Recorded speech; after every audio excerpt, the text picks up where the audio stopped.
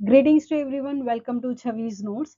आज के हम सेशन में सीखेंगे precis writing. So precis writing is a part of descriptive paper conducted for various competitive and government exam under the English language section.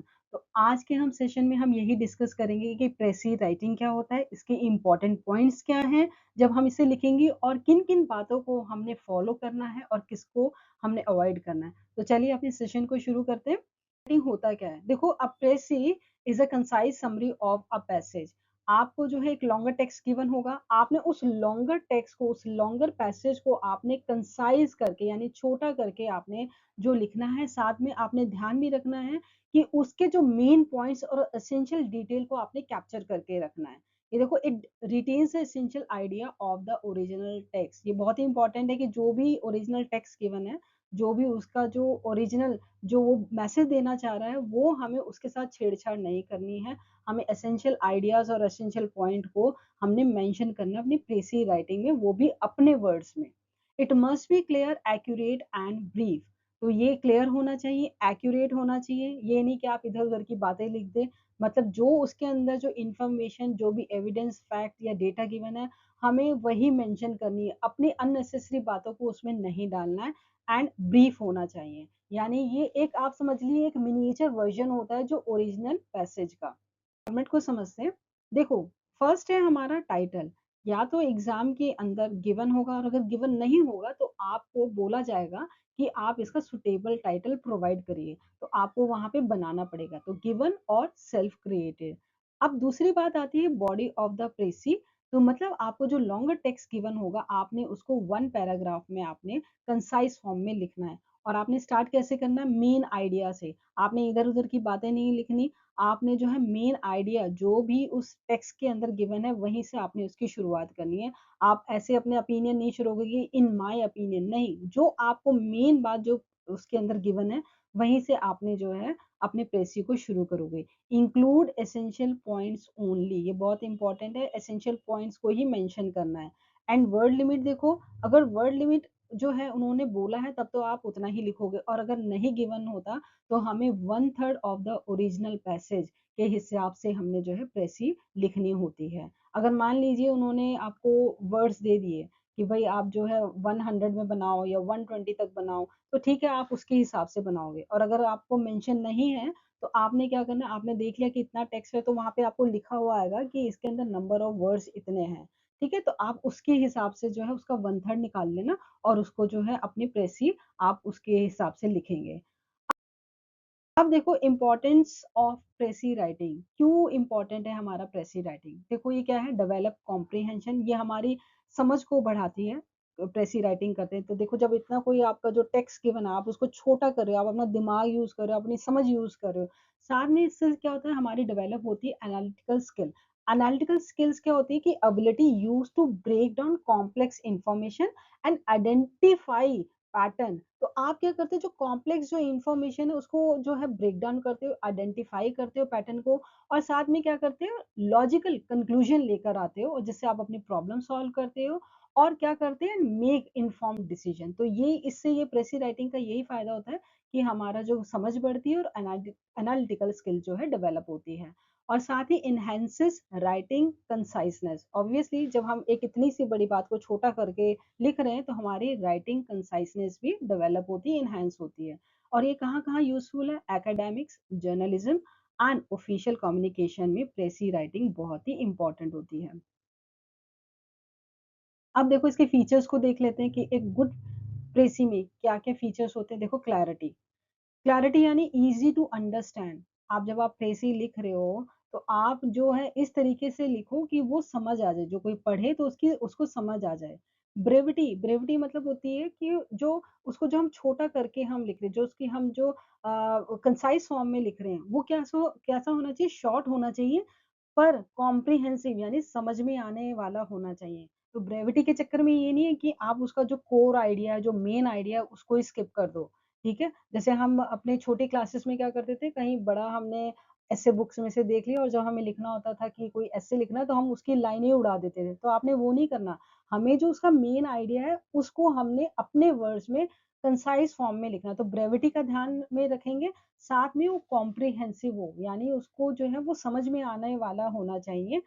अब बात आती है फिडेलिटी। फिडेलिटी का मतलब होता है कि आप जो है रिलायबिलिटी या हम जो निष्ठा की बात करते हैं, तो true to the original meaning, जो भी टेक्स्ट का ओरिजिनल जो मीनिंग है उसके साथ हमें ट्रू रहना है। हम उसके अंदर कोई छेड़छाड़ नहीं कर सकते।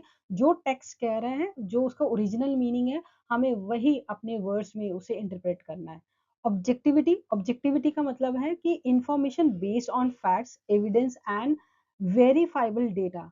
मतलब यहाँ पे आपने जो है अपने पर्सनल ओपिनियन या अपनी इंटरप्रिटेशन शो नहीं करना, जो भी आपके फैक्ट्स हैं, एविडेंस है, हमें उसी के साथ ही स्टिक रहना है। तो ये हमारी ऑब्जेक्टिविटी पे हमने ध्यान देना है, ना कि सब्जेक्टिविटी। हमें अपने पर्सनल अपने ओपिनियन या इंटरप्रिटेशन नहीं करना है प्रेसी राइटिंग में। अब लिखना कैसे है इसको? हाउ टू राइट अ प्रेसी? देखो, आपने क्या करना है, read the passage carefully. Obviously आपको जब इसे अपने वर्ड्स में करना है, आपको इतना सारा, जब आपको एक लॉन्गर टेक्स्ट दिया है, आपको उसको 1/3 बनाना है, तो आपको पैसेज को 1 बारी नहीं, 2 बारी नहीं, 3 बारी पढ़ो, तभी आपको जो क्लैरिटी आएगी। उसे अच्छे से पढ़ो और उसको कॉम्प्रिहेंड करो। Find the main idea and की पॉइंट्स, आप उसके मेन आइडियाज़ और की पॉइंट्स को आप जो है फाइंड करो। साथ के साथ आपने क्या करना है, उसके आपने जो क्वेश्चन पेपर के अंदर उसे अंडरलाइन कर लेना है कि कौन-कौन से मेन पॉइंट्स आए हैं। तो उसको आप जो है उसे अंडरलाइन करते चलेंगे। उसके बाद आपने क्या है, write the precis in your own words. आपको प्रेसी को अपने शब्दों में ही लिखना है। आपने ये नहीं करना कि वहाँ से कोई जो लाइन जो सेंटेंस गिवन है वहाँ पे कॉपी एंड पेस्ट कर दिया, वो वाला चीज़ नहीं करना। उसे हमें अपने लैंग्वेज और अपने वर्ड्स में कन्वर्ट करना है। साथ के साथ हमें क्या ध्यान रखना है, keep it short and clear and maintain logical flow and coherence. Coherence का मतलब होता है रेलेवेंसी, मतलब जब आप जो लिख रहे हो वो रेलेवेंट बात लिख भी रहे हो कि नहीं, कहीं आप जो है इधर उधर की बात जो आपने लिख दी, ऐसा नहीं होना चाहिए। और लॉजिकल फ्लो मतलब जो पैराग्राफ फर्स्ट के अंदर जो इंफॉर्मेशन या फैक्ट गिवन है, हमें वही पहले मेंशन करना है। ये नहीं कि जो हम अगर मल्टीपल पैसेजेस गिवन है, तो आपने जो मतलब जो लास्ट पैसेज की जो बात है वो फर्स्ट में डाल दी, तो ऐसे नहीं, हमें लॉजिकल फ्लो को जो है मेंटेन करके चलना है। साथ ही साथ check your grammar and spelling. English का पेपर है तो ऑब्वियसली आपको ग्रामर और स्पेलिंग का पूरा ध्यान रखना है। अब आपने किन बातों को ध्यान में रखना है और किन को अवॉइड करना है, देखो डूज एंड डोंट्स। तो आपने be clear and brief, use your own words, keep the main idea. तो ये मेन आइडिया आपने बिल्कुल वही रखना है, अपने इधर उधर की बातें या एक्स्ट्रा इन्फॉर्मेशन नहीं डालनी है, और आपने अपने वर्ड्स में इसको लिखना होता है।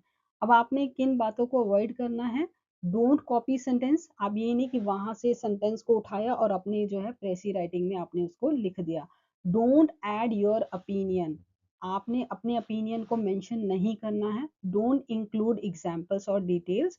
देखो, अगर प्रेसी के अंदर कोई एग्जांपल गिवन है या एक्स्ट्रा जो आपको लग रहा है कि अननेसेसरी डिटेल है जो हमारे प्रेसी में जो है रेलेवेंट नहीं है, तो उसको आप छोड़ दीजिए, क्योंकि देखो हमें तो उसे वैसे ही छोटा करके लिखना है, तो अननेसेसरी डिटेल तो हमें अवॉइड करनी ही पड़ेगी। साथ में ये देखो, ये बहुत इंपॉर्टेंट है, डोंट यूज एब्रिविएशंस या कॉन्ट्रैक्शंस। देखो हम क्या होता है, जो हमारे जो कॉन्ट्रैक्शंस होते हैं, जैसे यहाँ पे ये डोंट लिखा हुआ है, ये कांट है, तो आपने इन कॉन्ट्रैक्शंस का यूज नहीं करना। आपने इसको पूरा लिखना है। जैसे ये कांट है, इसको आपने कैन नॉट लिखना है। ये डोंट है, आपने डू नॉट लिखना है। और हम जैसे अपने वर्ड्स को शॉर्ट कर देते हैं, जैसे ये गवर्नमेंट को हम कई बार ऐसे लिख देते हैं, आपने इसे पूरा खोल के लिखना है। इस बात को आपने ध्यान में रखना है कि आपने जो है एब्रिविएशन या कॉन्ट्रैक्शंस का यूज नहीं करना है। अब देखो, लैंग्वेज एंड स्टाइल टिप्स। अब क्या टिप्स हैं, देखो, यूज थर्ड पर्सन प्रोनाउन। देखो हमने प्रोनाउंस हमने पढ़े हुए हैं, तो first person, second person and third person होता है।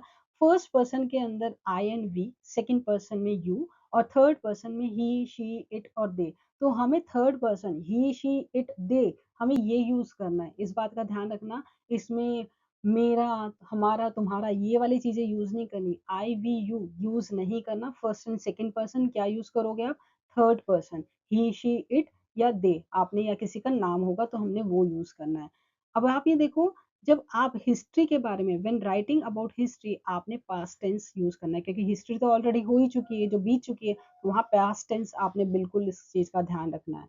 Avoid direct speech, convert it into indirect speech. देखो हमने अपने स्कूल्स वगैरह में पढ़े हुए थे ना नरेशंस, डायरेक्ट स्पीच और इनडायरेक्ट। तो जैसे ही said comma, then inverted commas के अंदर हम रिपोर्टेड स्पीच को लिखते थे। तो आपने वो नहीं करना, इसको आपने कन्वर्ट करना है किसमें, indirect speech. He said that conjunction लगा के फिर हम उसे लास्ट में फुल स्टॉप से जो खत्म करते थे, तो हमें वो इनडायरेक्ट स्पीच का यूज करना है।